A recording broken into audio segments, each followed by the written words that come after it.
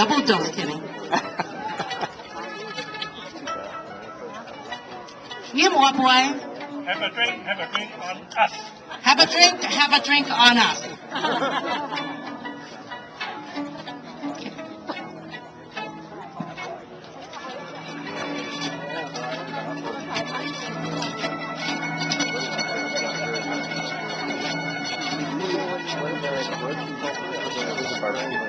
Yeah. Thank you.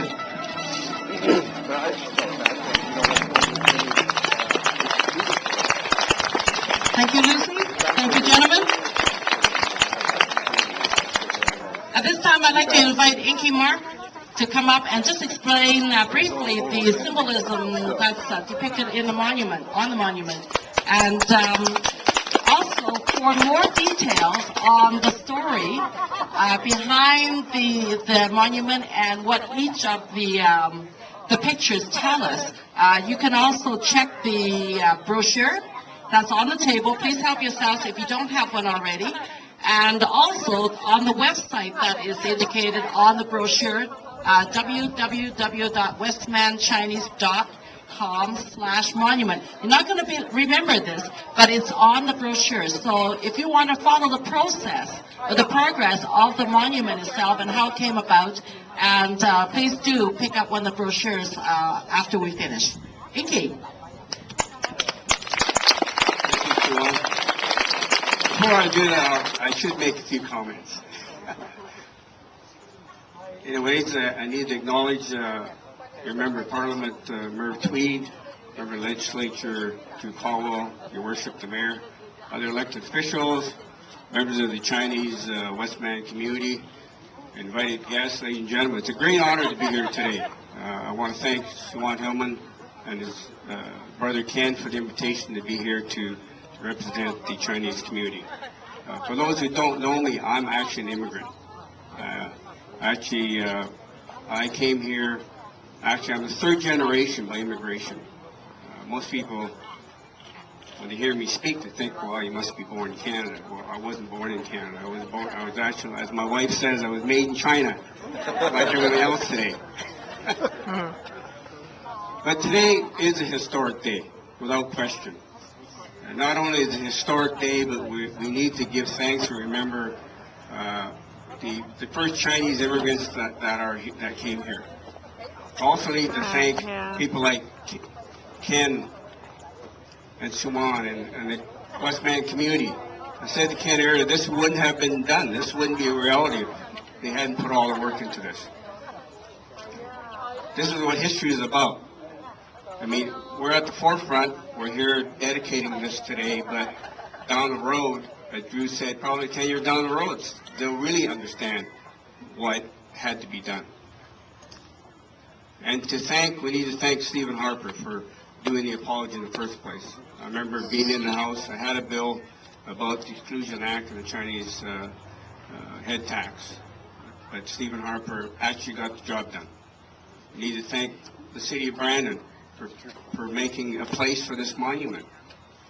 I mean, talk about, well, risk takers, you know, they did something out of the ordinary, but it takes people that think that way in order for our country to move ahead in every aspect of this country. You know, over 125 years ago, the Chinese community landed in this country.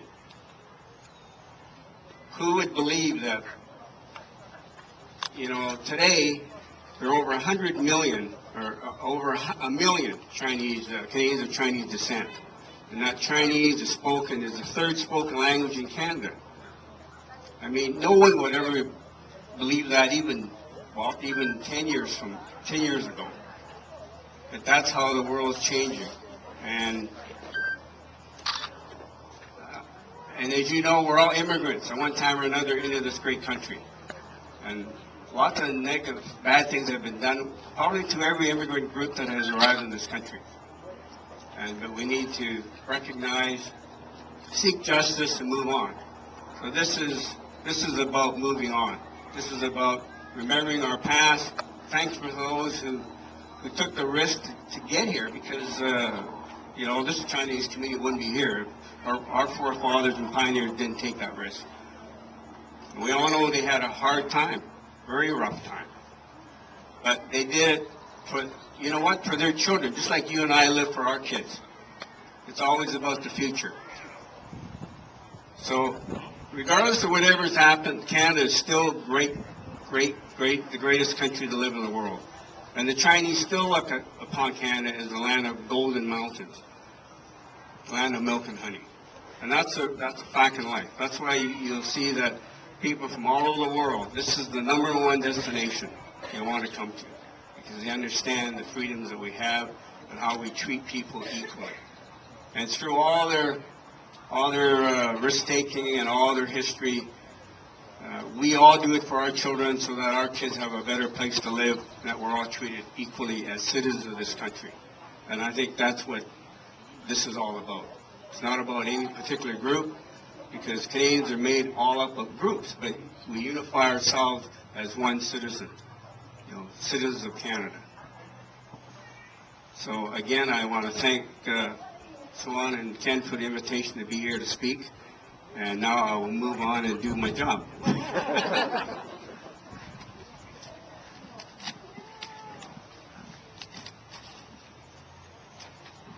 This monument is a bronze Chinese coin, 5 feet in diameter.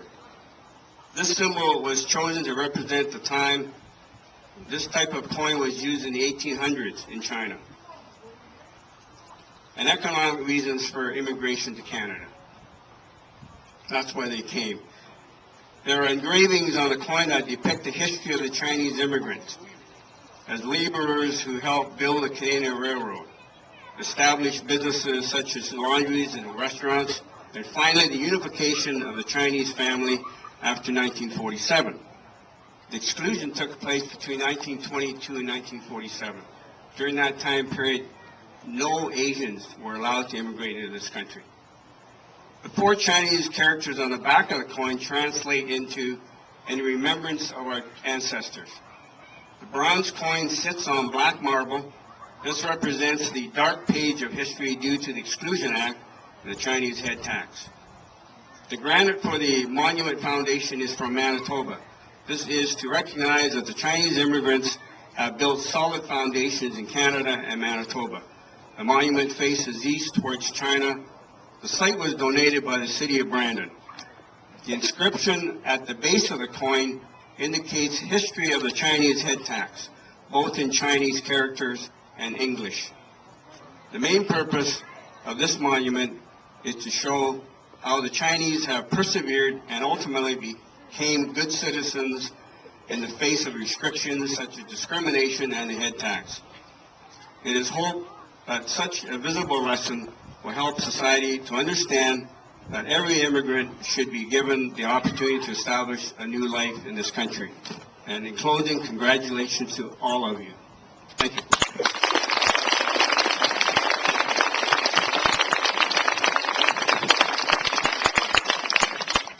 Inky and I grew up together. His family was from Gilbert Plains, and his sister's the same age as I am, very young. And we used to spend all our summer holidays back and forth between our homes, and Inky was always around, so I've known him forever. Thank you very much, Inky. Yeah. So at this time, I just want to remind you, if you don't have a brochure, please do stop at the table and pick up one.